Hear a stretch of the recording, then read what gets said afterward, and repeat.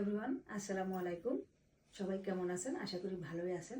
আজকে আপনাদের সাথে একটা বিষয় নিয়ে আমি আলাপ করব। সেটা হলো একটা কমন বিষয় যদিও, তো আমার কাছে জিনিসটা কেমন খারাপ লাগছে, এই জিনিসটা আপনাদের সাথে আমি একটু শেয়ার করার জন্য আজকে আমার এই ভিডিওটা।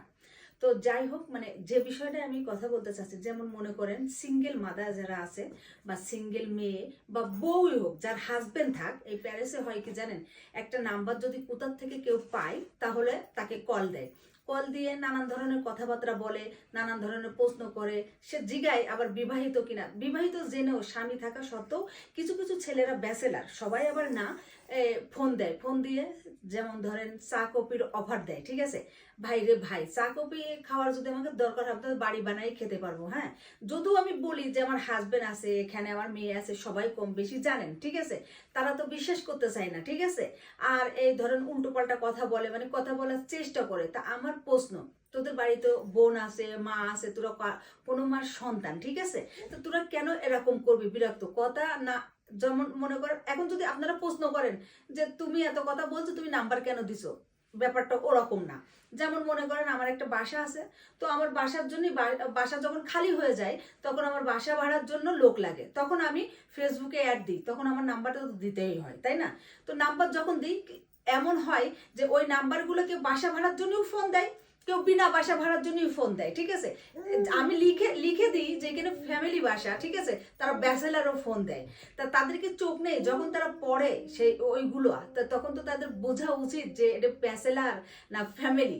তো যাই হোক বন্ধুরা, তা আজকে যেমন একটা লোক আমাকে ফোন দিছে, ফোন দিয়ে হাই হ্যালো বলতেছে, কেমন আছেন, কি বিষয়, দেশের বাড়ি কোথায়। তা আমি এরকম বলতেছি, তা আমি ভাবছি মানে লোকটা হয়তো জেন্টাল বা কোনো দরকারে আমাকে ফোন দিছে, তো আমি ফোনটা রিসিভ করে কথা বলছি। বলতে বলতে সে আমাকে বলতেছে যে আমি সবসময় লাকন্য থাকি, আপনি আসেন, চা কফি খাই। তাই আমি বলছি ভাই এটা কেমন কথা বলেন, আমার তো হাজবেন্ড আছে, আমার হাজবেন্ড কি আপনার সাথে চা খেতে দিবে? এটা তো সম্ভবই না। তো যাই হোক, আমি তাকে প্রশ্ন করলাম আমি আপনার সাথে চা খেতে যেতে পারি একটা শর্ত, সেটা হলো, বলে কি বলেন। তা আমি বলছি ভাই আপনি কি বিবাহিত? তো বলে কি হ্যাঁ।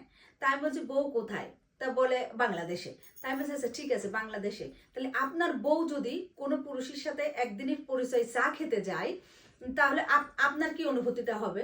সে খানিকক্ষণ মানে চুপ, ফোনেই তো কথা হচ্ছে, তাই খানিকক্ষণ চুপ থেকে সে আমাকে বলছে এটা তো হয় না। তাহলে আমি বলছি ভাই এটা যদি নাই হয় তা আমার বেলায় কিভাবে হবে?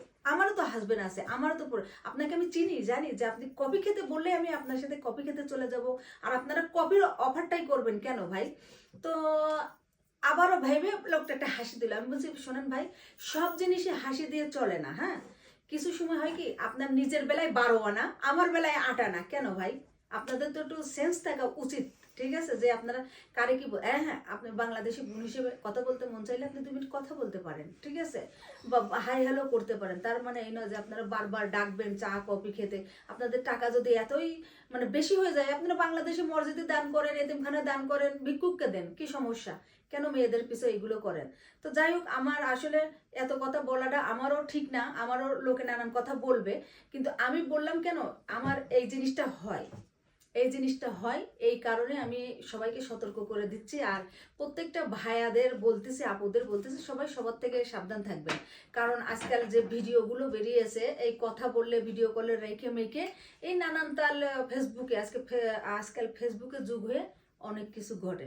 তো যাই হোক, কার কেমন মতামত আমি জানি না। তো আমার এতে যদি আপনাদের মতামত একই হয়, আপনারা আমাকে কমেন্ট করে জানাবেন। আর আপনারা সবাই সতর্ক থাকবেন। আর আমার ভিডিওটা যদি ভালো লাগে তো লাইক কমেন্ট করে আমার পাশে থাকবেন। আর আমাকে অবশ্যই আপনারা জানাবেন যে আমার ভিডিওটা কেমন হয়েছে।